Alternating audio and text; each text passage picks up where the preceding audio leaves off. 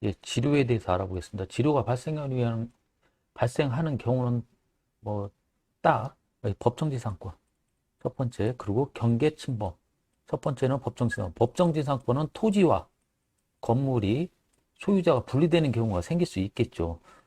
대표적인 게 경매를 받았는데 경매를 받게 되면 근저당이라는 게 있잖아요.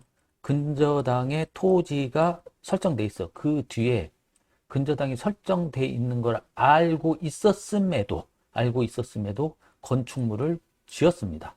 그렇다고 해서 함부로 막 철거는 할 수가 없잖아요. 모든 게 막 이게 이론상은 맞는데 국민 경제에 모든 게 불법이라 할지라도 막 철거하게 되면 이게 비효율적이잖아요. 자산 낭비니까 그렇게 할 수는 없어요. 그래서 양 당사자 관계에 그러면 땅 사용료에 대해서 땅값, 사용료를 내라라는 거예요. 그래서 이유여야든 어떻든 땅과 건물이 분리돼 있을 경우 소유주가 이 건물주에게 땅 사용료를 요청할 수 있겠죠. 이게 한 가지 케이스고, 이제 두 번째는 이제 경계침범이에요. 경계침범.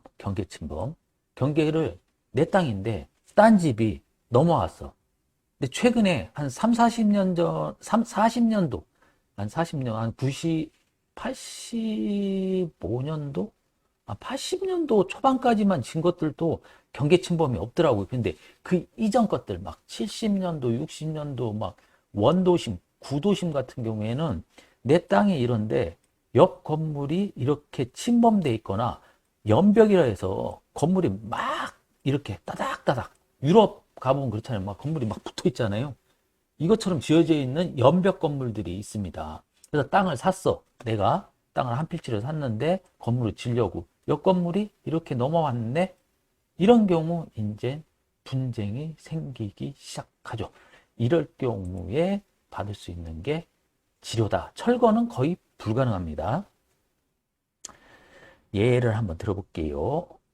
이런 게 아주 많습니다. 이제 제가 근무하는 곳이 이게 대전시 중에서도 대전역 앞이거든요. 여기가 사실은 6.25 때부터 보면은 피난민들도 막 내려오고 그랬잖아요. 그리고 옛날에 공주에 있던 도청이 막 오다 보니까 대전역 인근으로 해서 이쪽에 집성촌하고 상업지가 하게 되어 있습니다.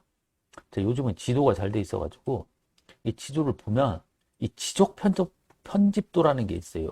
그리고 가만히 이렇게 보면 보실런지 모르겠는데 이렇게 땅이 이렇게 구분이 되어 있어요. 근데 옆 건물이 위성 지도로 보면 이렇게 넘어와 있는 게 확인이 됩니다. 확인이 돼요.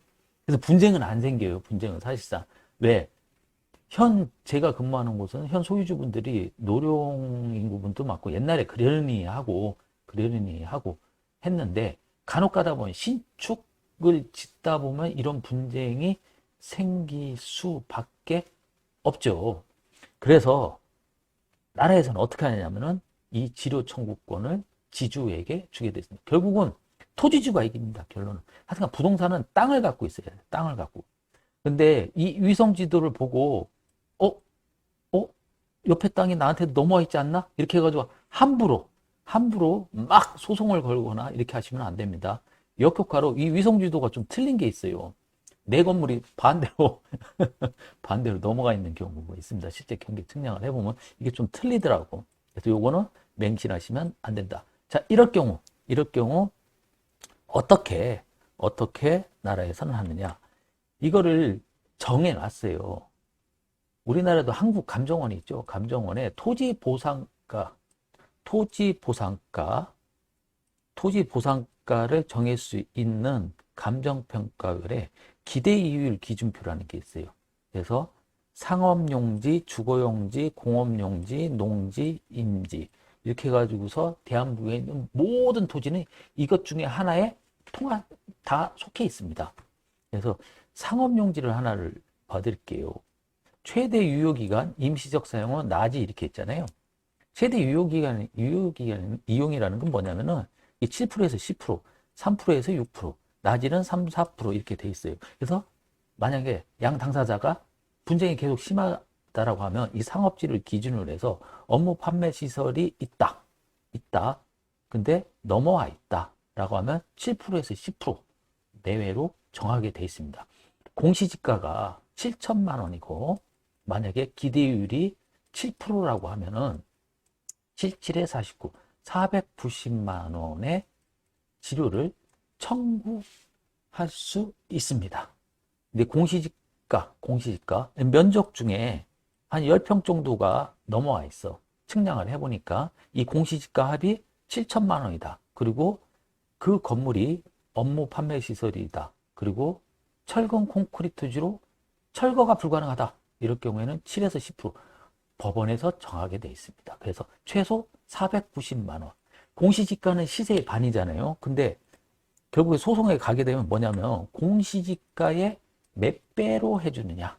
몇 배로 해주냐. 공시지가가 시세의 반이니까 이게 2배가 될지, 아까 그 7천만 원이 1억 4천이 될지, 1억이 될지는 법원에서 선정을 합니다. 그리고 이 기대이율도 마찬가지로 법원에서 양 당사자 간의 사안을 봐서 선정을 합니다. 그러니까 최소 공시지가 이상의 여기에 해당되면은 얼추 내가 얼마를 청구를 할 수 있구나라는 걸 알 수 있겠죠. 근데 내가 토지를 산 지가 한 10년 전이야. 10년 전.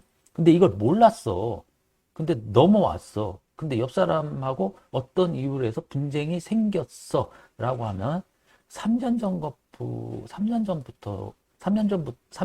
거까지 해서 이렇게 청구는 할 수 있다라고 저도 기동량은 했습니다. 요건 확실한 건 아닙니다. 그래서 기본적인 거는 이 기대이율 기준표 요거에 의해서 이거 감정평가원에서 나오는 겁니다. 감정평가원에서 나오는 거에다가 토지를 감정을 한다. 그리고 지료를 청구한다. 예, 요렇게 지료가 계산을 하시면 대충 이렇게 된다라고만 알고만 계시면 되겠습니다. 이상입니다.